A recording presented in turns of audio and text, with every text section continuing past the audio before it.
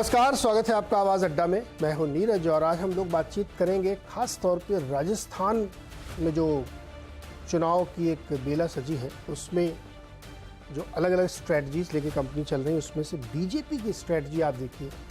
मध्य प्रदेश वाला फार्मूला यहाँ पे भी चालू है, यानी अपने सांसदों को विधायकी का चुनाव लड़वाना है।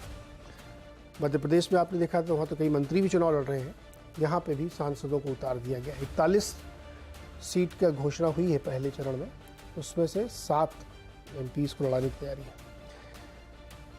जब ऐसे वक्त में जहाँ पे ये 3 राज्यों के चुनाव बहुत ही महत्वपूर्ण है भारतीय जनता पार्टी और कांग्रेस दोनों के लिए, उस जगह ऐसे प्रयोग करना कितना मुनासिब है, इसके पीछे की सोच क्या है?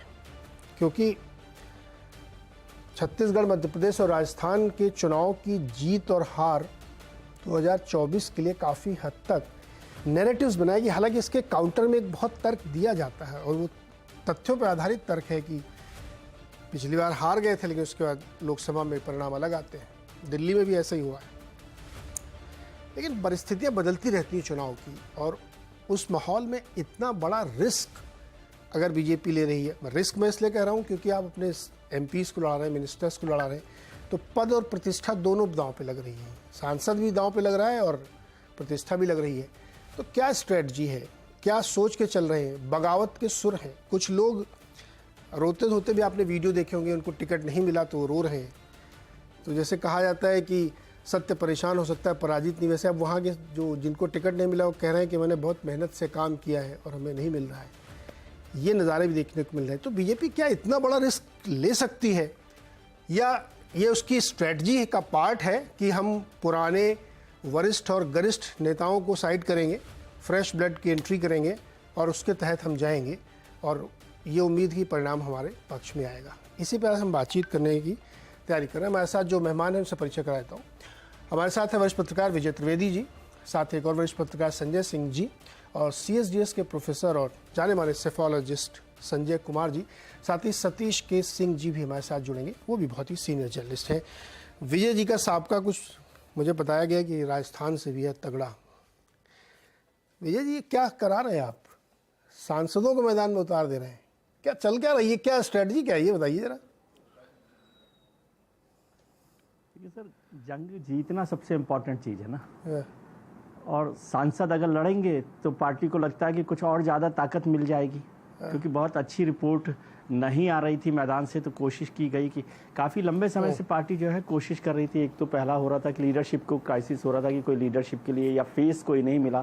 फाइनली पार्टी ने तय किया कि वसुंधरा जी, जो अभी तक भारतीय जनता पार्टी की सबसे बड़ी नेता मानी जाती हैं, उनको CM फेस के तौर पर नहीं रखा जाएगा, और जो सामूहिक नेतृत्व है उस पर चुनाव लड़ेंगे। तो उसके बाद अलग तरीके के क्राइसिस हुए। तो कुछ जो सीटें थी जिन पर लड़ाया जा सकता था, उससे एक बड़ा फायदा ये हो रहा था कि सभी लोग अपने आप को चीफ मिनिस्टरियल कैंडिडेट माने।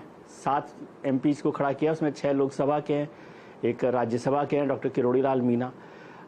उस पर कोशिश की गई है कि कैसे काम किया जाए। लेकिन इसमें और यहाँ पर एक फ़र्क ये आया, मध्य प्रदेश में भी सांसदों को चुनाव लड़ाया गया।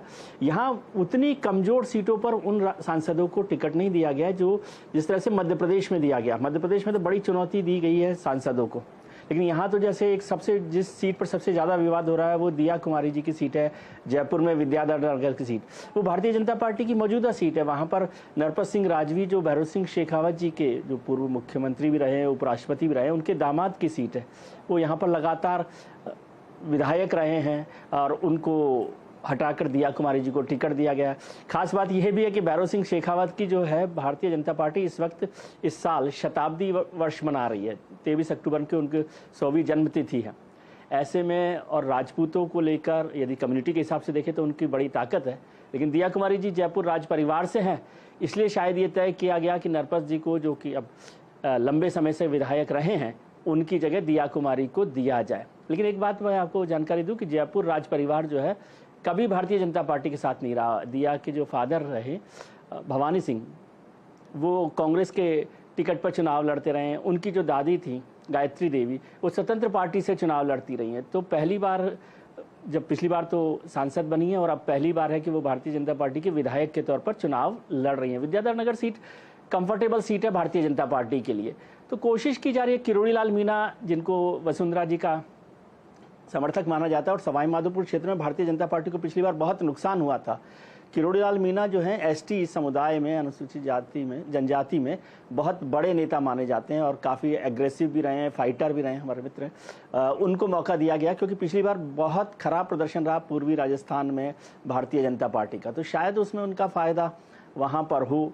उदयपुर में जैसे उतारा गया भागीरथ को, जो अजमेर में उतारा गया, भागीरथ जी जो अजमेर से सांसद हैं, सांचौर के सांसद को उतारा गया, देवजी पटेल को। तो कोशिश ये की जा रही है कि जो सीटों पर, जो इलाके हैं संसदीय सीटों के, उसमें कुछ मजबूत स्थिति की जा सके। अभी जो 39 सीटों पर टिकट दिए गए उसमें से 11 सीटें वो हैं जो भारतीय जनता पार्टी की डी कैटेगरी की सीट हैं, मतलब बहुत कमजोर सीट है। और इस बार 29 टिकट काट दिए गए हैं। जो पिछली बार जिन लोगों को टिकट दिए थे 29 लोगों के टिकट काट दिए गए, तो काफ़ी हलचल है उसमें।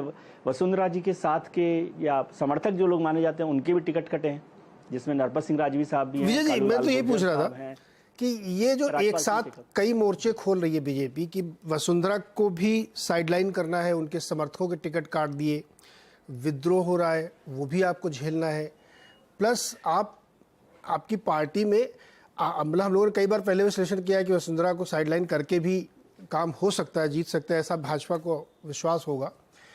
लेकिन एक साथ इतने फ्रंट और इतने इम्पोर्टेंट चुनाव में क्या सोच क्या है इसके पीछे? सर, रिपोर्ट बहुत अच्छी नहीं रही। अमित शाह जी लगातार राजस्थान का दौरा करते रहे और बातचीत करते रहे, लेकिन उनको लगा कि राजस्थान की स्थिति भारतीय जनता पार्टी के लिए बहुत अच्छी नहीं है इलेक्शन को देखते हुए, और वो भी तब जब कांग्रेस सरकार के खिलाफ काफ़ी एंटी इनकम्बेंसी हो, और अशोक गहलोत तो पूरे 3 साल से अपनी पार्टी में ही लड़ाई लड़ रहे हैं। उसके बाद भी भारतीय जनता पार्टी कमज़ोर हो, तो सेंट्रल लीडरशिप ने पूरा इलेक्शन अपने हाथ में ले लिया। ये जितने नाम जारी किए गए हैं वो दिल्ली से जारी किए गए।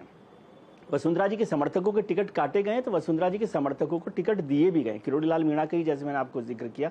तो ऐसा नहीं है कि वसुंधरा जी के बिल्कुल साइडलाइन कर दिया गया, बस उनको फेस नहीं बनाया गया, सीएम फेस नहीं बनाया गया, लेकिन उनको थोड़ा सा मौका दिया गया कि वो इतना भी विद्रोह ना करें कि पार्टी लाइन से निकल कर या पार्टी के खिलाफ खड़ी हो जाए।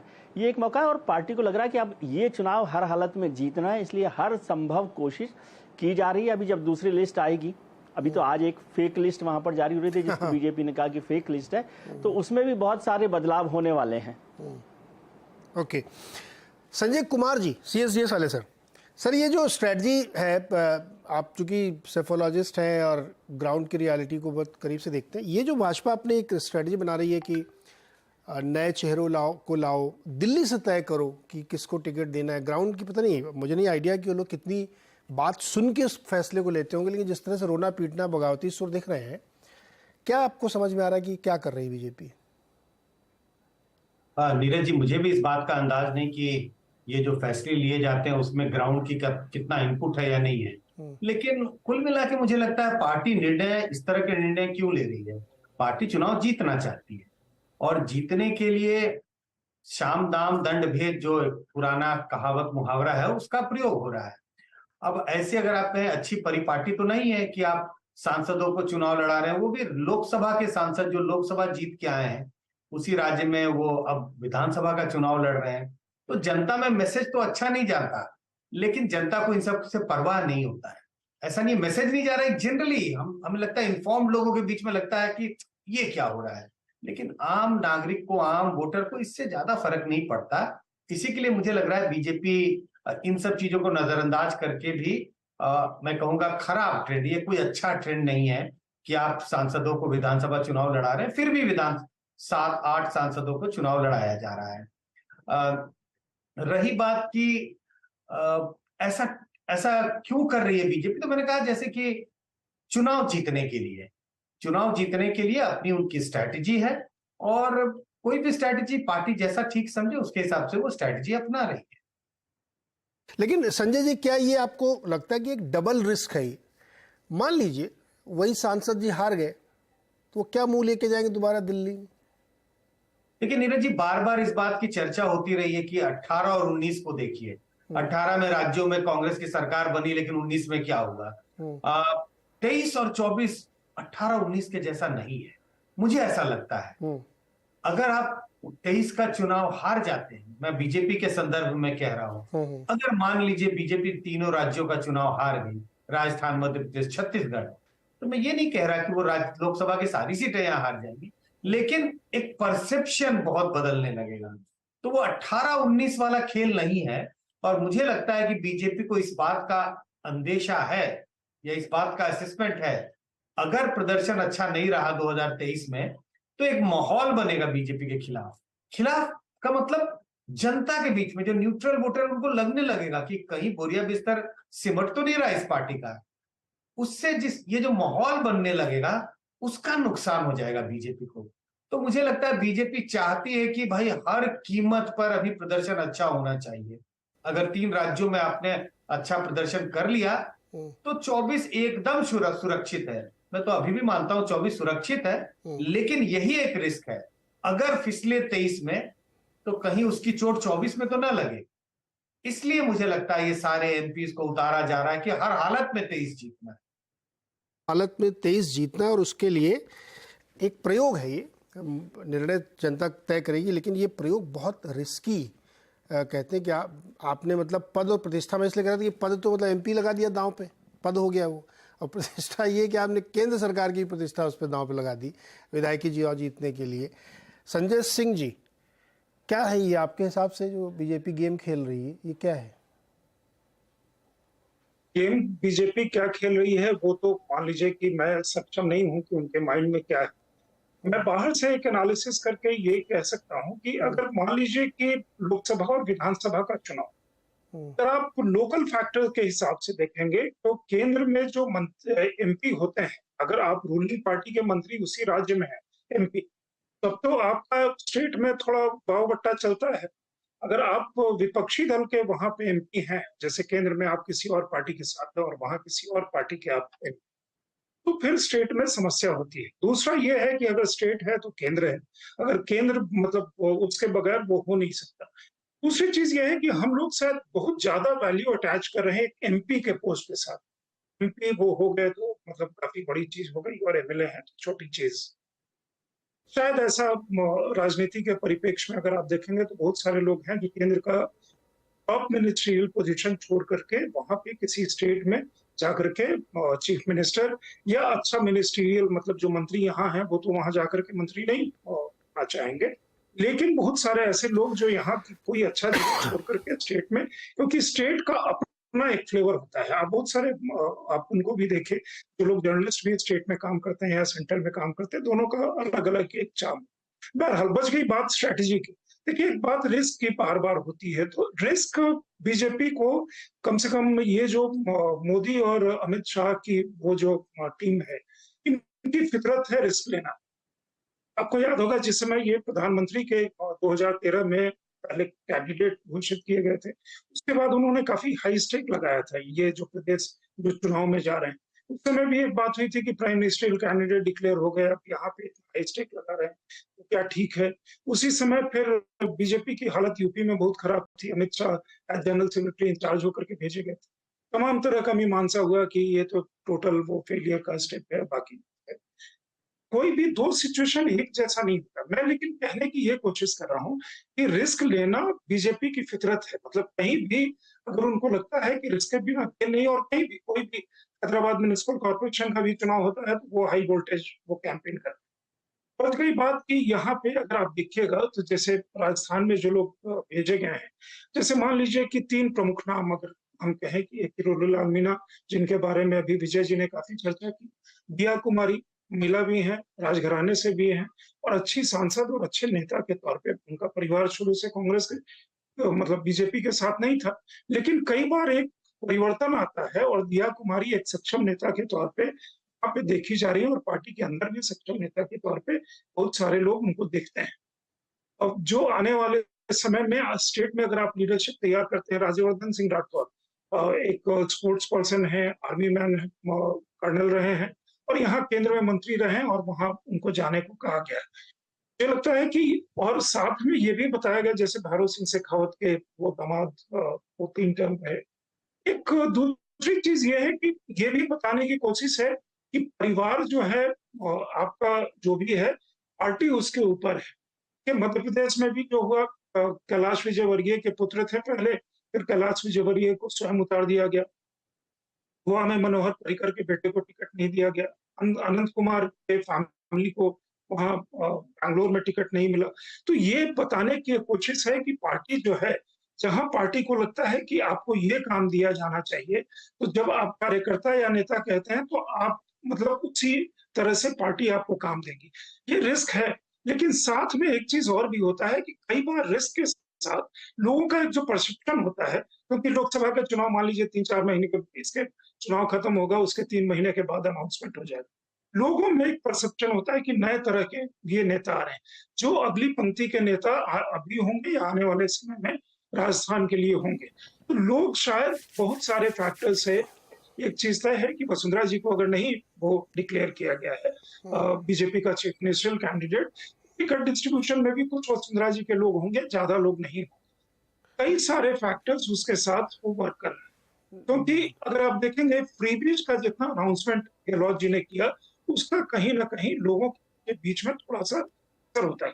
फ्रीबीज पे बहुत सारे सरकारें बन गई हैं अनाउंसमेंट पे। जी संजय जी, ये वाला इशू फ्रीबीज वाला भी लेके आता हूँ मैं अगले राउंड में। पहले एक बार ये समझ लेते हैं, सतीश जी भी जुड़ गए। सतीश जी, सांसद को विधायकी का चुनाव लड़वाना, तो वहाँ बहुत सारे लोग अपना ज़मीन पे काम करते रहते हैं कि फलाने जी का टिकट कटेगा तो ढमकाने जी को मिलेगा।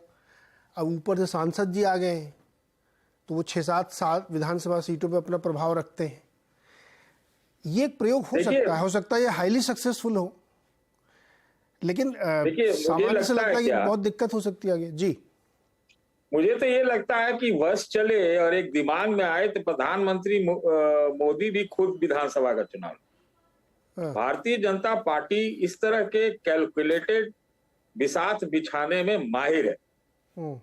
किसने सोचा था कि हैदराबाद के म्युनिसिपल चुनाव में बीजेपी के राष्ट्रीय अध्यक्ष जाकर के रोड शो। देखिए, एक सांसद क्या होता है, 6-7 विधानसभाओं की एक सांसदी होती है, एक लोकसभा क्षेत्र होता है, कम से कम एक तो दे ही देगा। और इसी के साथ जो राजस्थान का सवाल है, वो ऐसा स्टेट है इस बार जिसमें भारतीय जनता पार्टी को लिए सबसे ज्यादा चांस है। जो पांचों का अगर आप कंपैरिजन करें तो कांग्रेस ने भी इसको, जो इस विधानसभा चुनाव है, इसको इन्होंने फाइनल बना लिया। भले ही भारतीय जनता पार्टी सेमीफाइनल बना रही हो, लेकिन राजस्थान में उनका चांस है। तो वो ऐसा कोई चांस नहीं लेना चाहते कि जिसमें उनकी संख्या इधर उधर रहे। इसीलिए उनको लगता होगा कि 7-8 सांसद उतार दो, कम से कम एक विधानसभा सीट तो निकाल लेगा, और 7 ऐसे जातियों से आएगा जो अपनी अपनी जातियों को मैनेज करेगा, और अंदर अंदर उनके अंदर ये भी लगे कि हम भी चीफ मिनिस्टर बन सकते, तो पूरी ताकत लगाए। तो मुझे उसमें कोई गड़बड़ी नजर नहीं आती है, और सबको साइज में भी रखना पड़ेगा। अब दिया कुमारी का जो बात है, तो एक रानी के खिलाफ एक रानी को उतार देना, वो भी एक मैसेज देता है। तो इसलिए जो है, मुझे नहीं लगता कि कोई बहुत इनसे कोई एक ट्रेंड खराब है या कुछ है, रणनीति है, नीति है। अब उसमें मुझे लगता है कि भारतीय जनता पार्टी इस तरह के खेल खेलते रहती है, जो आप न सोचिए वही कर देगी, तो वो ठीक है। और ये राजस्थान में ज्यादा उनको मदद करेगी, भले मध्य प्रदेश में और कहीं और ना करे मदद, लेकिन यहाँ निश्चित रूप से करेगी, क्योंकि यहाँ पर जो व्यक्ति और जाति और क्षेत्र जैसा एक अनुयायी सिस्टम चलता है, तो उस आधार में अगर हम देखेंगे तो ये रणनीति खराब नहीं है। भले ही वहां का चुनाव अभी भी मैं कहूंगा 50-50% है, क्योंकि ऐसा लग रहा है कि कांग्रेस पार्टी जो है, एक पहली बार लगता है राजस्थान में, पहली बार मैं कहूंगा एकदम चुनाव लड़ती हुई नजर आ रही है। उनके पास कुछ गिनाने के लिए है, उनके अंदरूनी कलह भी थोड़े बहुत कम हुए हैं। तो फैक्टर तो जरूर रहेगा दोनों पार्टियों में कि वसुंधरा फैक्टर और सचिन फैक्टर, इसलिए 50-50 चुनाव, इसलिए हर दाव आजमाइश करना जो है बीजेपी समझती है लाजमी। विजय जी, क्या ये राहुल गांधी ने कहा कि हम जातीय जनगणना पे फोकस करेंगे और ये सब मामला लेके आएंगे, तो वो वाला भी है। लेकिन मुझे आपसे, उससे पहले मुझे आपसे एक दूसरा सवाल पूछना है, जाति वाला बाद में। सर, दिया कुमारी और वसुंधरा जी के संबंध कैसे हैं सर? आप हमसे पूछ रहे हैं? नहीं, विजय जी से इनसाइडर चाहिए मुझे। वसुंधरा जी और दिया कुमारी अलग अलग राज परिवारों के लोग हैं, लेकिन दिया कुमारी बहुत अभी जो है यंग एमपीज में से है, यंग लीडरशिप में से है और वो पॉपुलर है, इसमें कोई शक नहीं है। और अभी पिछले दिनों जब प्रधानमंत्री जी की जयपुर यात्रा हुई थी तो दिया कुमारी और वसुंधरा जी दोनों वहां पर मौजूद थे, लेकिन पार्टी ने दिया कुमारी को प्रेफरेंस दी। वसुंधरा जी के लिए तो मतलब एक बार ऐसी स्थिति होगी कि जब एयरपोर्ट पर प्रधानमंत्री जी उतरे तो फूल देने के लिए वसुंधरा जी ने फूल दिया और वसुंधरा जी का फूल प्रधानमंत्री जी ने जरूर स्वीकार कर लिया, लेकिन गाड़ी में वो पार्टी के प्रदेश अध्यक्ष सीपी जोशी को लेकर आगे बढ़ गए और जब सभा हुई तो उसमें भी वसुंधरा जी को मौका नहीं दिया गया। तो दिया कुमारी का एक यंग फेस है, फिर राजपूतों का मुकाबला है, फिर महिला का मुकाबला है, इसलिए उसमें कोई बहुत दुविधा वाली बात नहीं लग रही कि वसुंधरा जी को रिप्लेस कर सकती कि नहीं करती। वसुंधरा जी के लिए तो अभी इंतजार हो रहा है कि जब अगली लिस्ट आएगी तो हाड़ौती की यदि लिस्ट आती है जहां से वो खुद झालरापाटन से कैंडिडेट हैं, तो क्या उनके बेटे जो खुद सांसद हैं झालावाड़ से, उनको टिकट तो नहीं दिया जा रहा कि वसुंधरा जी की जगह दुष्यंत सिंह को टिकट दे दिया जाए, झालावाड़ के जो सांसद हैं उनको झालरापाटन से। तो अभी तो ये भी बात होनी है, इस पर बहुत सारा काम होना। आप सोचिए पार्टी पूरे के पूरा ऐसा लग रहा है सारे घर के बदल डालेंगे। अभी जो 41 नाम आए हैं उसमें से 29 नाम वो हैं जिनको पिछली बार वो नहीं थे, जिन लोगों ने पिछली बार 29 सीटों पर चुनाव लड़ा था वहां पर नए चेहरे आए। तो इसलिए पार्टी पूरी तरह से कोशिश करी। और एक जिक्र मैंने शायद पहले किया था कि अमित शाह जी की जब बैठक हुई थी पार्टी के नेताओं के साथ जयपुर में, तो जयपुर के नेताओं ने कहा था कि पार्टी यहाँ पर जीतेगी, वसुंधरा जी हमारे साथ रहें या ना रहें। वसुंधरा जी बड़ी नेता हैं, उनके लिए ये कहा गया कि उन्होंने 5 साल में कोई कार्यक्रम नहीं किया, ये भी एक बड़ा कारण बताया गया। और पार्टी ने तय किया कि जिन लोगों ने, एक पूरी रिपोर्ट बनाई गई कि पिछले 5 साल में जो जो सरकार के खिलाफ काम होना था, प्रदर्शन होना था, धरना होना था, जेल जाना था, उसमें किन किन लोगों ने हिस्सा लिया, उसमें वसुंधरा जी का नाम एक भी जगह नहीं है। तो ये भी एक बड़ा कारण बना कि आप बड़े नेता कितने भी हों लेकिन पार्टी के लिए अगर काम नहीं कर रहे, इसलिए बहुत सारे चेहरों के नाम इसमें आए हैं। जैसे पूर्व प्रदेश अध्यक्ष हैं सतीश पूनिया, वो उनको टिकट मिल जाएगा, अभी टिकट नहीं मिला है लेकिन मुझे संभावना है कि 90% उनको टिकट मिल जाएगा। वो पूरी तरह से एक्टिव रहे हैं, वो विधानसभा में उपनेता भी रहे, तो इसलिए वो पार्टी कोशिश करिए कि हर हालत में जीते। और मैं इतना कह सकता हूँ कि 5 राज्यों के चुनाव हो रहे हैं, उसमें अगर सबसे ज़्यादा चांसेज भारतीय जनता पार्टी की कहीं जीतने के हैं तो राजस्थान में है। मतलब 80% चांस आप मान के चलिए, 50-50% का इलेक्शन नहीं है, 80% चांसेज हैं कि राजस्थान में भारतीय जनता पार्टी वहां जीत जाए। वैसे भी राजस्थान में भारतीय जनता पार्टी बड़ा गढ़, जयपुर राजस्थान का सबसे बड़ा बीजेपी का गढ़ माना जाता है। वहां 19 सीटें, 18-19 सीटें हैं जयपुर ग्रामीण और जयपुर शहर में, उसमें 14 उम्मीदवार बदल रही है पार्टी, 14 उम्मीदवार बदल रही है। आप सोच लीजिए कि कितना बड़ा बदलाव, जबकि जयपुर को ऐसा माना जाता है कि जिसको खड़ा कर दें उसमें से काफी लोग जीत सकते हैं, उसके बाद भी 14 उम्मीदवार। विजय जी, ये हमारे जो तो पार्टी ने तय मार्केट के लोग हैं ना, विजय जी, हमारे मार्केट के लोग भी राजस्थान पे नजर गड़ा बैठे हैं। आज मेरी किसी से बहुत सीनियर से बात हो रही थी तो उन्होंने कहा भाई मेरी नजर तो राजस्थान पे है, उधर का तो चाहिए ही चाहिए हमको हर हालत में। छत्तीसगढ़ तो गिवन है कि चाहे जो भी हो जाए। तो यह बात आपने सही की कि राजस्थान किसी भी हालत में बीजेपी को जीतना पड़ेगा, क्योंकि मार्केट के लोग उसी को देख रहे ज़्यादातर।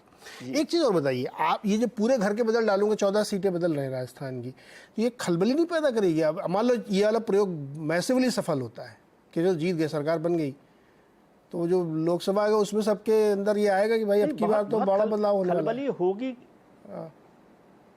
बहुत खलबली होगी कि नहीं होगी? नहीं, खलबली चल रही है, इस समय बड़ी मुश्किल हो रही है। अभी जो राजस्थान के प्रभारी हैं अरुण सिंह जी, वो नरपत सिंह राजवी के साथ 30 मिनट तक उन्होंने मुलाकात की, अलग से मुलाकात की है। दिया कुमारी ने खास तौर से कहा है नरपत जी को कि आप हमारे साथ खड़े हों। और जो विपक्ष में नेता है राजेंद्र सिंह राठौड़, वो टोंक उनियारा गए, वो विजय बैसला वहाँ पर खड़े हुए, जो गुर्जर आंदोलन के नेता थे किशोर, उनके बेटे विजय बैसला को खड़ा किया उनियारा सीट से। उनियारा देवली सीट है टोंक की, तो वहां पर भी बहुत विरोध हो रहा है, तो राजेंद्र राठौड़ को वहां भेजा गया है। अरुण सिंह, नरपत सिंह राजवी से मिले और तमाम लोग अलग अलग कोशिश कर। और आप सोचिए प्रदेश के संगठन महामंत्री, संजय जी भी जानते होंगे, आप भी समझते हैं कि संगठन महामंत्री एक बड़ा ताकतवर सीट होती है। उन्होंने जिस कैंडिडेट का मैं नाम का जिक्र नहीं करा, उन्होंने जयपुर में जिस कैंडिडेट का समर्थन किया या नाम अपनी तरफ से प्रपोज किया, उनको भी टिकट नहीं दिया गया है। तो पार्टी इसमें किसी के साथ वो नहीं कर रही। अमित शाह साहब को आप जानते ही हैं कि वो देखते हैं कि 100% संभावना किसको लेकर बन सकती है, उस पर काम किया जाए। रिश्तेदारी, पार्टी का पद, पार्टी के कितने बड़े आदमी आप हैं, नेता हैं, सांसद हैं, नहीं है। और इसमें से बहुत सारे सांसद शायद नहीं चाहते थे कि वो चुनाव लड़ें। नहीं, ये तो बात है विजय जी, कई लोग हैं जिनको मैं जानता हूँ। इस बात में तो मैं शाह जी की बहुत तारीफ करता हूँ कि वो इमोशनल बायस से एकदम अलग है डिसीजन लेते समय। जो जीतेगा मैं उसी को दूंगा, वो उससे कौन नाराज होता है इससे फ़र्क नहीं पड़ता। ये एक बहुत एक ट्रू लीडरशिप की होती है, कोई इसको लाइक करे ना लाइक करे, पर ये बहुत बड़ी क्वालिटी होती है कि आप इतनी साहस के साथ फैसले लें कि मुझे तो सीट जीतनी इसलिए मैं इनको टिकट दूंगा। आपको अच्छा लगे बुरा लगे आप सर, आपने कहा कि मेरा राजस्थान से, आपने कहा कि मेरा राजस्थान से साबका है, मैं तो राजस्थान में पैदा ही हुआ हूँ, तो इसीलिए तो मैंने तो पूछा था दिया कुमारी और वसुंधरा जी के की... बीच का इस समय मान सिंह की ग्रैंड डॉटर है सर, इसलिए मैंने पूछा था। अब संजय कुमार जी, राहुल गांधी ने कहा है कि वो जाति जनगणना को टॉप प्रायोरिटी पे रखते हैं, जीत के आएंगे तो कराएंगे। ये एक बड़ा इशू आपको लगता है जिसकी काट ढूंढी जा रही है इस तरीके से, सीटों में बदलाव करके तमाम चीज़ों को? इसको थोड़ा ब्लेंड कर देते हैं अगर उसको क्वेश्चन में अपने हम। नीरज जी, मुझे लगता है कि पार्टी तो जरूर इसका काट ढूंढने की कोशिश कर रही है, और जब पार्टी मैं कह रहा हूं, मैं बीजेपी का जिक्र कर रहा हूं। बार बार दोनों पार्टियों को लगता है कि शायद, पहले तो अगर मैं कांग्रेस की बात करूं या रीजनल पार्टियों की बात करूं, लोकसभा इलेक्शन के परिप्रेक्ष्य में उन्हें लगता है कि उनको एक मुद्दा मिल गया है और इस मुद्दे के सहारे उनकी नैया पार लग जाएगी। बीजेपी को लगने लगा है कि कहीं ये मुद्दा गर्म तो ना हो जाए, कहीं मुद्दा इतना तो हावी ना हो जाए कि इनकी स्ट्रैटेजी पर असर पड़ने लगे। लेकिन मुझे नहीं लगता कि ये मुद्दा जो है वो जमीन पर बहुत कारगर होगा, क्योंकि जब तक इस मुद्दे को, जनसंख्या को आप रिजर्वेशन या उन सब चीजों से लिंक नहीं करते, ये रिजर्वेशन का मुद्दा तो आएगा बाद में, सिर्फ गिनती गिनने से, और जब तक उसके आगे का रास्ता नहीं दिखाएंगे तो ये जनता के बीच में बहुत ज्यादा एक तरह से कर रहे हैं पैठ नहीं इसकी बन रही है। और इस बात का हमें ध्यान रखना चाहिए, अगर आप किसी खास वर्ग समुदाय की राजनीति करते हैं तो उसके विरोध, उसके जिसको कहते हैं काउंटर मोबिलाइजेशन, पोलराइजेशन नहीं, काउंटर मोबिलाइजेशन भी होता है। और इस बात का भी ध्यान रखना चाहिए, आंकड़े बड़े स्पष्ट बताते हैं कि पिछले 10 साल में जो 90s के बिगिनिंग ऑफ द 90s का जो मंडल था, उस वक्त जो ओबीसी का रुझान या झुकाव रीजनल पार्टियों की तरफ था, उससे आज स्थिति में बहुत फर्क है। अपर और लोअर ओबीसी के बीच में बहुत बड़ा दरार, और दरार मैं इसलिए कह रहा हूं क्योंकि उनके वोटिंग पैटर्न बहुत अलग है। वो लोअर ओबीसी का झुकाव बीजेपी की तरफ है, स्टेट बाय स्टेट देखें, लोकसभा का चुनाव देखें, तो सिर्फ ये इस बात की तारीफदारी करने से कि भाई देश भर में ओबीसी सेंसस होना चाहिए, मुझे नहीं लगता कि इन सारे ओबीसी का रुख वापस बीजेपी से हटकर रीजनल पार्टी की तरफ हो जाएगा या कांग्रेस की तरफ हो जाएगा, उन राज्यों में जहां सीधा सीधा मुकाबला कांग्रेस और बीजेपी के बीच है। कम से कम जो 3 राज्य हैं जहां चुनाव होने वाले हैं अभी, मध्य प्रदेश, राजस्थान, छत्तीसगढ़, यहाँ तो कांग्रेस और बीजेपी का सीधा सीधा मुकाबला है। तो बीजेपी कमर कस रही है, बीजेपी कोई चांस नहीं लेना चाहती, लेकिन जनता के बीच में कोई बड़ा मुद्दा होने वाला नहीं। ओके, संजय सिंह जी, अब आप इसमें वो वाला इशू जोड़ दीजिए, फ्रीबीज, जाति जनगणना और बीजेपी की स्ट्रेटजी। अब आप बताइए। पहला तो जातीय जनगणना की बात।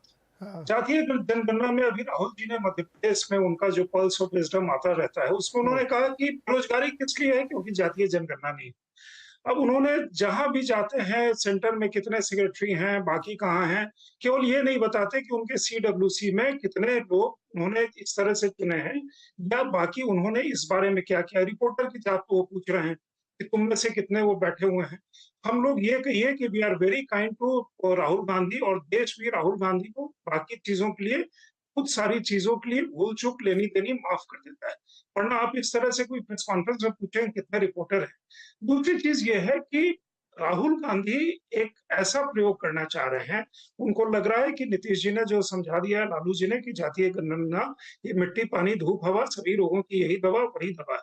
मैं संजय जी की बात से अग्री करता हूं, जब वो कह रहे थे कि जो अगर इसको फर्दर लिंकेज नहीं होगा, जातीय जनगणना तो ठीक है, उसके बाद क्या, तो उसके बाद क्या अगर बताएंगे तो बहुत सारे मतलब एक्चुअली ये डिविसिव नेचर पे वो पूरी की पूरी चीज चली जाएगी।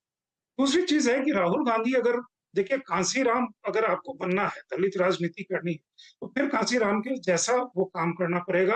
आप राहुल गांधी बन करके, मतलब वो जब उनका दत्तात्रेय गोत्र और जनेऊधारी ब्राह्मण बताया गया था, तो या तो हिंदुस्तान मैट्रिलिनियल है, मतलब गांधी परिवार उसको मानता है, या पेट्रिलिनियल को मानता है। तो ये भी एक सब्जेक्ट का डिबेट होगा कि वो मतलब पेट्रिलिनियल के हिसाब से क्या होगा उनका जातीय धर्म, और मैट्रिलिनियल के हिसाब से होगा तो क्या होगा जातीय धर्म। दूसरी चीज ये है कि हम राजस्थान की बात कर रहे हैं। राजस्थान में जितनी खबरें मैंने पढ़ी है, मैं अभी राजस्थान गया नहीं हूँ, राहुल गांधी का या कांग्रेस के बाकी झंडे पताके में उनका चेहरा नहीं था, सिर्फ गहलोत जी का।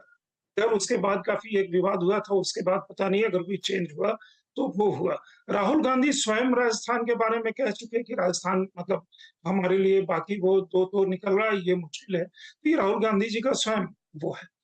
फ्रीबीज का एक ऐसा चीज है जिसपे कि आप देखिए, जैसे दिल्ली में सरकार या पंजाब में सरकार, या उस वर्ल्ड में जब प्रशांत किशोर सेकंड टाइम केजरीवाल का वो करे थे, तो उन्होंने गारंटी, या बिहार से उन्होंने निश्चय वर्ड दिया था, वो गारंटी वर्ड आजकल बहुत पॉपुलर वो हो गया। तो इसमें फ्रीबीज के मामले में वो कहीं तक है, बाद में एक्सचेकर का क्या होगा, स्टेट एक्सचेकर का, इसकी किसी को चिंता नहीं है। लेकिन लोगों को भी लोक लुभावना लगता है कि हमें इतने में हो गया, अगर आप वो करेंगे तो दूसरे को कंपटीशन में फिर आना पड़ेगा। तो इधर अशोक गहलोत ने काफी सारे इस तरह के अनाउंसमेंट किए हैं। इधर आप देखेंगे तो मतलब थोड़ा सचिन पायलट भी कुछ अलग तरह से देख रहे थे।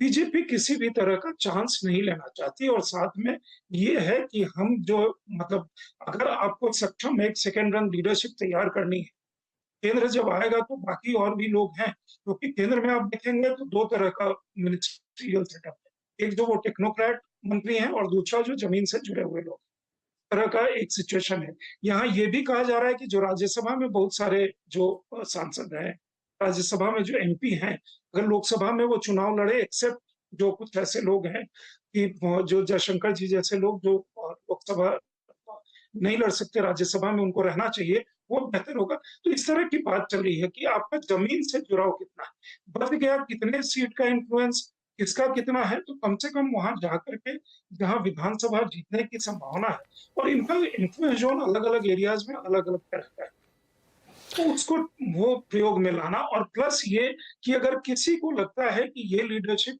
जो पुरानी लीडरशिप थी, या वसुंधरा जी की हो या किसी और की हो, वो लीडरशिप नहीं है। बहुत सारे लोग आप देखिएगा कि केंद्रीय मंत्री का नाम ले गए थे, गजेंद्र सिंह शेखावत जी का भी नाम ले रहे थे, अभी तक उनका नाम नहीं आया। तो इस तरह की भी बात चली थी। तो आप अपने तरह का एक प्रयोग करते हैं, वो इसेंशियली कास्ट वाले सेंसस का बिहार के बाहर अभी उसका कोई बहुत रेजोनेंस है, ऐसा भी नहीं लगता कि अभी इस समय में एज ऑन नाउ इस पार्लियामेंट्री इलेक्शन आते हैं या बीच में और क्या है उसके परम्यूटेशन कॉम्बिनेशन निकलेंगे, उसका पता नहीं। लेकिन एज ए स्ट्रैटेजी देखिए, काफी बड़ा टॉकिंग पॉइंट यहाँ भी है और स्टेट में भी है। तो अगर इसके रोटेशन से क्या होता है, जो विधानसभा का में है या विधानसभा के लिए लग रहा है, उसमें से कई लोग के लोकसभा के लिए नंबर आएंगे। अगर आप जिसको विधानसभा हो गया वो लोकसभा नहीं लड़ेगा, जो लोकसभा लड़ गया वो विधानसभा नहीं लड़ेगा, तो एक तरह का स्टेटस कोएस्ट एक सिचुएशन हो जाता है। यहाँ एक एडवांटेज जो है बीजेपी को, वो ये है कि इसके बाद ही लोकसभा के चुनाव आने वाले हैं। तो किसी को अगर ज्यादा ग्रज होगा तो उसको ये कहा जा सकता है, महीने इंतजार करो, कुछ और हो सकता है। लोग जो लोग लड़ने जा रहे हैं उसके बाद क्या होगा, वो विधानसभा में ही रहेंगे या फिर से वो लोकसभा चुनाव लड़ेंगे, ये तो बहुत दूर की एक मतलब संभावना पे बात करने की चीज होगी। लेकिन चुनाव को पूरी ताकत से लड़ना, ये बताना कि पार्टी है तो आप हैं, आप काम कीजिए तो पार्टी भी आगे बढ़ेगी। ये जो है कि परिवारवाद से ऊपर या आपके सेल्फ इंटरेस्ट के ऊपर पार्टी का इंटरेस्ट है, जी संजय जी, बताना, वो मैसेज मुझे लगता है भारतीय राजनीति में सर, संजय जी, चुनाव जीतने के लिए ना कुछ भी करेंगे हम। मैं देख रहा हूँ कि जाति जनगणना होगी, फ्रीबीज, पुरानी पेंशन वापस लेके आओ, चुनाव जीतने के लिए कुछ भी करेंगे। और मैं बहुत सारे चैनलों पे डिबेट भी सुनता हूँ पुरानी पेंशन को लेकर के है। कोई पत्रकार ये नहीं पूछता, वहाँ सब ये चर्चा चलती रहती कि ये कर्मचारियों का हक है, सोशल सिक्योरिटी है। एक सवाल ये भी तो पूछो, पैसा किधर से आएगा? वो कोई सवाल क्यों नहीं पूछता? उसका जवाब कौन देगा? पेड़ पे लगे हैं क्या पैसे, हिल के गिरा के और सबको पेंशन फ्री में दी जाएगी? मैं भी उसका एक पार्टिसिपेंट हो सकता हूँ, मेरे को भी पेंशन मिलनी चाहिए। लेकिन आएगा कहाँ से, इस बात का सवाल का जवाब कोई नहीं देता। वैसे ही आप 100% आरक्षण कर लीजिए ना, 30 साल से बिहार में चल रही ना नीतीश और लालू की जोड़ी की सरकार, बीजेपी भी उसमें साथ में थी, क्या भला किया आपने? तो मूल प्रश्न पे कोई जाता नहीं, इसलिए मैंने कहा कि बिजनेस है। चुनाव जीतने के लिए मैं कुछ भी प्रॉमिस करूंगा, कुछ भी, चुनाव जीतना मेरे को, बाद में देखा जाएगा क्या होगा। सतीश जी, यही है ना मामला? बिल्कुल है, तो राजनीति है भाई। आप गरीबों की गिनती की बात करते तो मैं मान लेता। ये पार्टी कांग्रेस पार्टी थी जिसमें नारा लगा था, न जात पर न पात पर मोहर लगेगी हाथ पर, एक समय का नारा था। अब वो आ गए जाति गिनने पर। अगर गरीबों की गिनती करवाते तो बहुत अच्छा, मैं भी सपोर्ट करता। सवाल ये है कि ओबीसी जो है बिहार वार में तो चल सकता है, बाकी ओबीसी एज सच कोई वोट बैंक है ही नहीं। जाति का होता, नहीं तो एमवाई क्यों होता भाई? अपने सामाजिक न्याय की पार्टियां, जो आंचलिक पार्टियां, व्यक्ति पार्टियां हैं, वो एमवाई का नारा क्यों लगाई मुस्लिम यादव का? अगर ओबीसी और मुस्लिम का लगा देती नारा, तो ये एक कैलकुलेटेड जुआ है हमको लगता है कांग्रेस पार्टी का। और राजस्थान जैसी जगह में तो आप देख लीजिए ना, हर व्यक्ति एक जाति का है। ओबीसी और एमबीसी और ये सारी चीजें नहीं वो जोड़ते हैं। तो मेरा ये कहना है, देखिए राजस्थान में जो कांग्रेस का दावा है वो अशोक गहलोत के फ्रीबीज या एम्पावरमेंट और जो सोशल स्कीम्स हैं वो एक बहुत बड़ा, मतलब उनके साथ जो है वो एक वजन ला रहा है, इसमें कहीं से दो राय नहीं। और बीजेपी जो है वो अगर हारेगी तो कांग्रेस के सिंड्रोम से ही हारेगी। टू मेनी लीडर्स और सबके अपने अपने अपने में ये, और वसुंधरा राजे, तो मैं इसको कांग्रेस सिंड्रोम ही बोलता हूं। बीजेपी तो मोनोलिथिक लीडरशिप में बिलीव करती है ना, एक ऊपर से आया जो हो गया। तो ये हमारा कहना है, और अब देखिए क्या होता है। लेकिन मोटे तौर पर है लड़ाई, ऐसा नहीं है कि राजस्थान में लड़ाई नहीं है, है लड़ाई, ठीक है, अब देखते हैं। लेकिन हम कोई ये नहीं कह रहा आउट एंड आउट इस बार तो बीजेपी 150 पार, ऐसा तो नहीं कह रहा। जी, छोटे से एक ब्रेक लेते हैं, लौट के आगे चर्चा को आगे बढ़ाते हैं। राजस्थान की स्ट्रेटजी पे चर्चा हो रही है, वहाँ क्या स्थिति बनती हुई दिख रही है, और खासतौर पे बीजेपी ने अपने सांसदों को उतारने का फैसला किया, तो उसके मद्देनजर भी विजय जी, अभी हम लोग जाति जनगणना पे चर्चा कर रहे थे, लोगों ने अपने अपने व्यू रखे हैं। आपका क्या व्यू, क्या ये फैक्टर वाकई बहुत अच्छे से प्ले होने वाला है और ये आगे 24 वाले चुनाव में भी प्ले होगा? देखिए, अभी तो शुरुआत हुई है जातीय जनगणना की, और जो नॉन बीजेपी पार्टीज हैं उनको लगा कि महिला आरक्षण बिल का एक जवाब जो है, क्योंकि महिला आरक्षण बिल का जो पास करवाया सरकार ने कानून बनाने की बात की, उसका एक यूफोरिया अलग तरीके का हो गया था, तो उसकी तुरंत काट का भी एक इलाज है जातीय आरक्षण, समझे? तो उसको कैसे काम में लिया जाए, और जातीय आरक्षण को भारतीय जनता पार्टी कितना गंभीरता से ले रही है मुझे नहीं पता, लेकिन आप इसको ये समझिए, माइग्रेन का दर्द होता है ना सिर में, वो ऐसा है कि कभी तेज होता है कभी कम होता है, लेकिन एक बार शुरू हो गया ना आपको माइग्रेन, कभी जाता नहीं है। तो अब भारतीय जनता पार्टी को देखना है कि ये जो दर्द है उनके लिए कभी खत्म होने वाला नहीं है, और वो उसको इग्नोर नहीं कर सकते। आप कहते रहें कि हो रहा है जातीय जनगणना, और हिंदुस्तान में जाति जो है ना एक बहुत बड़ी ताकत है। राजस्थान के रेफरेंस में मैं बताऊं, अशोक गहलोत सरकार में, मतलब कांग्रेस के 38 एमएलए ओबीसी हैं। अशोक गहलोत साहब की पिछली बार सरकारी ओबीसी की वजह से बनी थी, और इसीलिए उन्होंने जातीय जनगणना का आदेश आधी रात से पहले कर दिया जब चुनाव अनाउंस होने वाले थे। वो जानते हैं कि ये बड़ी एक ताकत है, और वो खुद भी ओबीसी समाज से आते हैं, तो वो बड़े नेता हैं। अशोक गहलोत जी के पास दो बड़े पावर हैं, एक ओबीसी जातीय जनगणना का मसला, दूसरा फ्रीबीज का मसला। केवल एक छोटी सी बात उनके पास नहीं है जिससे वो चुनाव जीतने में थोड़ा सा मुश्किल है, वो है कि संगठन उनके पास नहीं है, लोग नहीं है, बाकी सब ठीक है। और 70% एमएलएज के खिलाफ एंटी इनकम्बेंसी है। लेकिन जातीय जनगणना को सर आप पसंद करें ना पसंद करें, लेकिन आप इसको इग्नोर नहीं कर सकते, और जो इग्नोर करेंगे उन्हें नुकसान उठाना पड़ेगा। हिंदुस्तान चाहे कितना भी आगे बढ़ जाए, जातीय जनगणना और राजनीति का बड़ा गहरा तालमेल है। और नीतीश कुमार जी के बारे में मुझे जानकारी मिली है, मतलब पक्का नहीं है, कंफर्म नहीं कर सकता, कि बिहार विधानसभा का अगले महीने जब सेशन होगा तो शायद आरक्षण के मसले पर कुछ सरकार कदम आगे बढ़ा ले।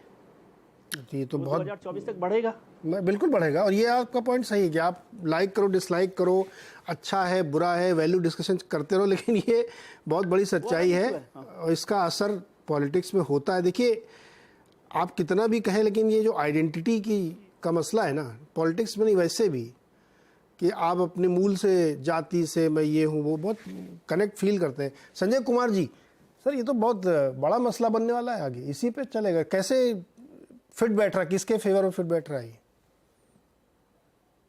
नीरज जी, मैं नहीं मानता कि ये बड़ा मसला बनने वाला है चुनाव में। आप जिस बात का जिक्र कर रहे थे कि आइडेंटिटी का सवाल है, जाति को लेकर करके बहुत सारे लोगों में, चाहे आप निचली जाति की बात कर लें, अगड़ी जाति की बात कर लें, बड़ा स्वाभिमान है। और अगर ये स्वाभिमान नहीं होता तो मैं दिल्ली 1985 में आया और शुरुआत के 10, 15, 20 साल तक तो मुझे किसी गाड़ी के पीछे में जाति सूचक कोई स्टिकर नहीं दिखाई पड़ता था। आज तमाम गाड़ियों में दिखाई पड़ता है, और तमाम जातियों के जाट है, गुज्जर है, ब्राह्मण है, राजपूत है, पता नहीं क्या क्या सूचक। तो यह हकीकत है और ये आइडेंटिटी का एक नमूना है। मैं ये कह रहा हूँ, एक नमूना नहीं, एक एविडेंस है कि कैसे लोग अपनी जाति को बड़े स्वाभिमान के साथ प्रदर्शित करना चाहते हैं या डेमोन्स्ट्रेट कर रहे हैं। लेकिन सवाल यह है कि क्या इन विधानसभा चुनाव में या लोकसभा के चुनाव में यह मुद्दा बनेगा या नहीं बनेगा। तो अगर आप स्टैंड अलोन बात करते हैं आइडेंटिटी की, तब तो हम काफी लोग बड़े एग्रेसिव होके अपने जाति के स्वाभिमान की बात करते हैं। चुनाव के समय वोट एक होता है, मुद्दे कई होते हैं, और उस वक्त मुझे लगता है ये जातीय पहचान, आइडेंटिटी, या आप ये यूं कह लें, ये जो आरक्षण आ जाएगा ना उसमें, संजय जी, आरक्षण आ जाएगा भाई। जाति जनगणना हम कराए इसलिए नहीं कि हम आरक्षण देंगे, तो लोग जुड़ जाएंगे, हाँ भाई आरक्षण मिलेगा, मिले ना मिले अलग बात है। देखिए, क्यों नहीं मिले, क्यों कह रहा हूं कि इतना बड़ा मुद्दा नहीं होगा। सवाल सारी जो डिस्कशन होगी वो ओबीसी आरक्षण के इर्द गिर्द घूमेगी। उसमें कई पेच है या कई एक तरह से लेयर्स हैं। पिछली बार भी जब ओबीसी को आरक्षण मिला तो उसमें क्रीमी लेयर है। तो सारे के सारे ओबीसी जाति एकदम कहे कि मोबिलाइज हो जाएंगे और एकदम आंदोलन शुरू कर देंगे और रीजनल पार्टियों के पक्ष में खड़े हो जाएंगे क्योंकि उन्हें आरक्षण मिलने वाला है। ऐसा होगा नहीं, क्योंकि जब 90s में भी जब आरक्षण मिला, जब पहली बार मंडल कमीशन की रिपोर्ट लागू हुई, तो उसमें क्या हुआ, 2-3 चीजें, एक क्रीमी लेयर का एलिमेंट आ गया। बहुत सारे लोगों को लगेगा भाई हम हैं तो ओबीसी जाति से, लेकिन हमें इसका कोई फायदा तो मिलना है नहीं क्योंकि मैं तो क्रीमी लेयर में हूं। दूसरी बात, अपर ओबीसी और लोअर ओबीसी की बात करें, आप देखिए उसमें कितना जबरदस्त विभाजन है। बार बार इस बात का जिक्र हो रहा है, जो 27% रिजर्वेशन मिला है ओबीसी के लिए, उसमें जो तमाम 3-4 बड़ी ओबीसी की जातियां, बड़ी मीन्स डोमिनेंट ओबीसी जाति, चाहे राजस्थान हो, चाहे मध्य प्रदेश हो, चाहे बिहार और यूपी हो, उन लोगों को इसके साथ ज्यादातर फायदा उनको मिला, और तमाम जो ओबीसी जातियां हैं, जो लोअर ओबीसी हैं, उनको इसका फायदा नहीं मिला। तो हो सकता है कि आने वाले समय में रोहिणी कमीशन की रिपोर्ट भी हम लोगों के सामने हो सकता आ जाए, और वो इस बात की सिफारिश करती है कि ये जो 27% रिजर्वेशन है, इसको 2 हिस्सों में बांटना चाहिए। अपर ओबीसी के लिए कुछ हिस्सा रिजर्व हो और लोअर ओबीसी के लिए कुछ हिस्सा रिजर्व हो। इन सब तमाम चीजों को देखते हुए मुझे लगता है कि ओबीसी एक एंटिटी नहीं है, वो एक इंटीग्रेटेड एंटिटी नहीं है, उसमें कई लेयर्स है, कई डिविजन्स हैं, और ये सारी चीजें जिसका जिक्र मैं कर रहा हूं, ये इनको और भागों में बांट रहा है, न कि जोड़ रहा है। और ऐसा बटा हुआ ओबीसी समुदाय किसी भी चुनाव में किसी भी पार्टी के लिए भारी या किसी के पक्ष में खड़ा हो जाए तो उसके लिए जीत दिला दे, ऐसा 2024 के चुनाव में नहीं होता हुआ दिखता, न ही 2023 के चुनाव में। ओके, विजय जी और सतीश जी, सर एक मिनट आप लोग कमेंट करिए, फिर मैं संजय जी के पास जाऊंगा। 1 मिनट, हाँ बोलिए सर, आप कुछ रिएक्ट करना चाह रहे थे। हाँ, मैं इतना ही कह रहा था, संजय जी को गाड़ियों के पीछे ब्राह्मण और राजपूत तो मिल गए, ओबीसी नहीं मिला। नहीं, यादव सर यादव मिलता है, भरमार में मिलता है यादव, वो नंबर प्लेट में ऐसे डिजाइन से लिखवाते हैं। यादव थोड़ा अपने आप को पिछड़ों का आगड़ा समझता है, इसलिए चौधरी भी मिलता है सर, पटेल भी मिलता है, ओबीसी नहीं लिखती है। मैं यही कहना चाह रहा था कि मुद्दा है क्यों नहीं है, लेकिन उसमें पर्टिकुलर जातियों का बात ज्यादा भारी है, इसीलिए मैंने एमवाई की बात की थी। ये एक तोड़ हो सकता है हिंदुत्व का, हिंदू सोशल ऑर्डर में, इसमें तो कहीं कोई शक नहीं है। लेकिन जब विधानसभा के वोट में अगर आप जाइएगा तो ये जाति टू जाति चलेगा, ये ओबीसी टू एमबीसी और टू फॉरवर्ड कास्ट ऐसे नहीं चलता। जी, विजय जी। मैं ये कह रहा हूँ कि मैं इसके अच्छे बुरे पे बात ही नहीं करी, जो हमने पहले भी जिक्र किया। और संजय जी जो बात करे वो ठीक है, यदि जाति और ओबीसी इंपॉर्टेंट नहीं होता तो क्यों सरकार रोहिणी कमीशन की रिपोर्ट को लेकर आ रही है? क्यों आप ये बताते हो कि हमारे 85 सांसद हैं ओबीसी? क्यों आप ये बताते हो कि आपकी सरकार में 29 मंत्री ओबीसी हैं?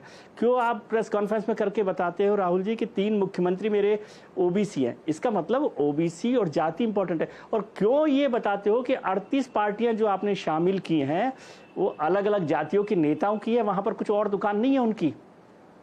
एनडीए में 5 साल बाद, 4.5 साल बाद आप 38 पार्टियों का गठबंधन बनाते हो और उसमें से 36 पार्टियां सिर्फ जातियों की है।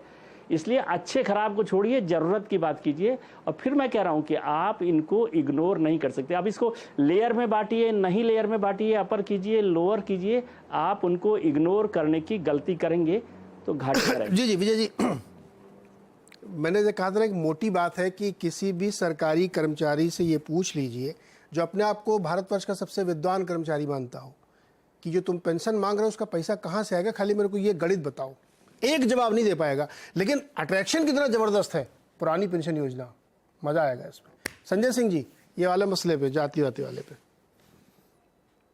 देखिए क्या है कि ये जो मसला है ना, ये बड़ा संगीन मसला है। एक बात सही है कि एक हम लोग भूल कर रहे हैं, अभी तक का माहौल अलग था। जब आप कास्ट सेंसस करवा के ओबीसी और बाकी ब्लॉक को जोड़ना चाहते हैं और उस हिसाब से रिजर्वेशन लाना चाहते हैं, तो और मुस्लिम आरक्षण भी करना चाहते हैं, तो बताइए बिहार का जैसे सर्वे आया तो 90% रिजर्वेशन हो जाना चाहिए, क्योंकि वहां 10% सवर्ण बचते हैं।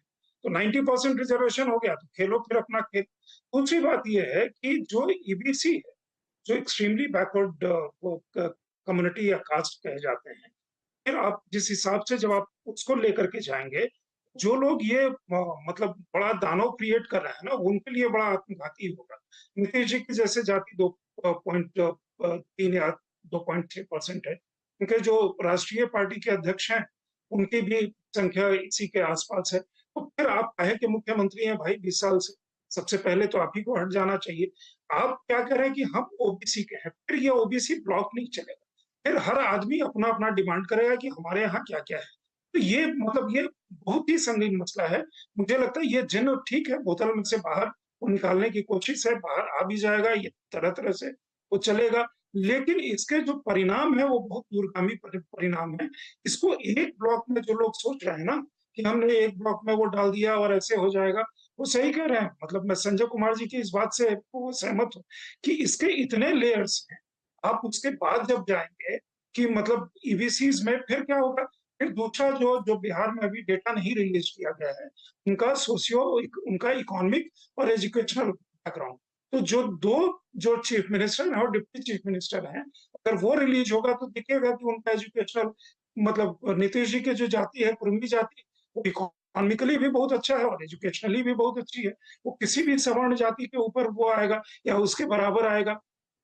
यादव कम्युनिटी जो है, जो लालू यादव, तेजस्वी यादव और मीसा भारती और पूरा लालू राबड़ी का कुंबा है, जिनका एम्पावरमेंट इतने समय हुआ है, उनका एजुकेशनली उतने स्ट्रांग नहीं है लेकिन इकोनॉमिकली और सोशली बहुत स्ट्रांग है। तो आप ये डायकोटोमी को कैसे डील करें? एम्पावरमेंट से क्या हुआ है कि कुछ 1-2 कास्ट अलग अलग जगह पे उनका एम्पावरमेंट ज्यादा हुआ है, बाकी जो है वो लोग मतलब उसके साथ वो खिंच जाने की बात है। इसीलिए ईबीसी धीरे धीरे बीजेपी की तरफ राज्य शिफ्ट होता चला। जी सर, एक छोटा कमेंट मैं संजय एक बड़ा कुमार जी से लेना चाहता हूं, क्योंकि सारे लोगों ने उनकी बात को विश्लेषण किया। मैं दर्शकों के लिए जो मुझे समझ में आया, मैं बता दूं तो दोनों बातों में कोई बहुत बड़ा डिफरेंस है नहीं। विजय जी ऐसे लोग कह रहे हैं कि ये इशू इसलिए क्योंकि चुनाव जीतने के लिए एक शगुफे के तौर पे इस इसमें मैं बहुत अंडरलाइन करके जिम्मेदारी से कर रहा हूँ, मेरे खिलाफ जिसको जो बोलना बोले, ये एक शगुफा के सिवा और कुछ नहीं है। क्यों मैं कह रहा हूँ ये? क्योंकि जब आप बोलते हैं तो सुनने में बहुत अच्छा लगता है, चुनाव जीतने में मदद करता है, लेकिन जब उसको बैठ के ठंडे दिमाग से स्टेप बैक करके सोचते हो तो फिर आप संजय कुमार जी के पास पहुँचते हैं कि भाई ये क्या है, 75 लेयर बनेंगी, किसको मिलेगा किसको नहीं मिलेगा, ऑप्शंस क्या हैं आपके पास। जो जातियों के या सामाजिक न्याय के चैंपियन हैं, उन्होंने अपने घर में जो नव ब्राह्मणवाद खड़ा कर रखा है, डीएमके से लेकर के लालू यादव तक, उसके बाद तो कोई पूछता ही नहीं है। वो सब सवाल इधर पूछे जाते हैं। लेकिन संजय जी, क्लोजिंग कमेंट आपका सर, संक्षेप में रखिएगा। मेरे पास कोई अब क्लोजिंग कमेंट देने का नहीं है। मुझे लगता है कि विजय जी की बात बिल्कुल सही है कि हकीकत ऐसी है कि इसको कोई नजरअंदाज नहीं कर सकता। हाँ, कोई पार्टी ये सामने आके नहीं कहेगी कि मैं इसका विरोध करता हूँ, कास्ट सेंसस का विरोध करता हूँ।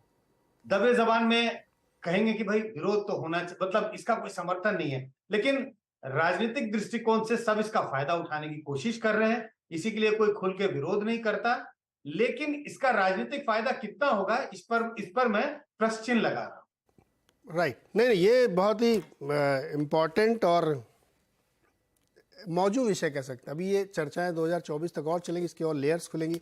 जैसा विजय जी खबर दे रहे हैं कि अगर ये बिहार में हो गया तो और इस पर और इंटेंस डिस्कशन हम लोग करेंगे, फिर और इसकी लेयर्स के अंदर जाके डिस्कशन होंगे इसमें क्या है। लेकिन ये सब चुनाव के दौरान जो तरीके अपनाए जाते हैं ना, इससे एक्चुअली कितना फ़ायदा होता है, इस पर विश्लेषण की बहुत ज़रूरत है। बहुत बहुत शुक्रिया आप सारे मेहमानों का हमारे साथ जुड़ने के लिए।